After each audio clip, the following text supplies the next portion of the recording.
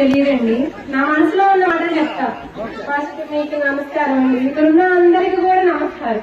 ఒకటేంటంటే ఒక్కొక్కరిగా ఈ యొక్క 10,000 ఇంత ఆంధ్రప్రదేశ్ లో ఎంత మంది ఉన్నారో అంతమందికి కూడా ఒక్కొక్కరిగా 10 రూపాయలు ఇవ్వాలంటేనే కష్టం. అలాంటిది 10 మందికి ఇవ్వాలంటే ఇంకా కష్టం. అలా 100 మందికి ఇవ్వాలంటే ఇంకా కష్టం. అలాంటిది ఆంధ్రప్రదేశ్ లో ఇంతమందికి ఇవ్వడం అన్నదే కష్టమో అది ఆయనకే తెలియాలి, ఆ పైన భగవంతుడికే తెలియాలి నిజంగా. ఎందుకంటే ఒక్కరు 10 రూపాయలే కదా 10,000 కదా అనుకుంటారు, కానీ ఆ 10,000 చాలా మందికి ఉపయోగపడతాయి అని ఇందాకే చెప్పాను నేను. అలాగే అందరినీ కూడా ఆశించి ఒకటి కోరుకుంటున్నాం, ఎవరు ఏమనుకున్నా ఎవరు ఏం చేసినా మనకు మంచి చేసిన వారిని మాత్రం మర్చిపోకూడదు. ఎవరు ఏదిస్తున్నారో ఏం చేస్తారో తెలియదు.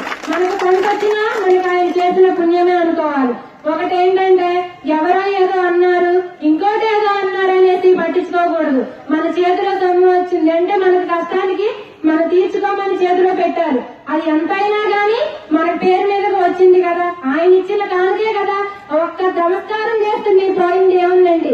2 చేతులతో డబ్బులు తీసుకుంటున్నారు, 2 చేతులతో చప్పట్లు కొట్టలేరండి. ఒక మాట ఇంకోటి చెప్పాల్సింది ఏంటంటే పార్టీ తరఫున ఫీలింగ్స్ వద్దండి. ఎవరు మంచి చేస్తే ఆయనే మన దేవుడు.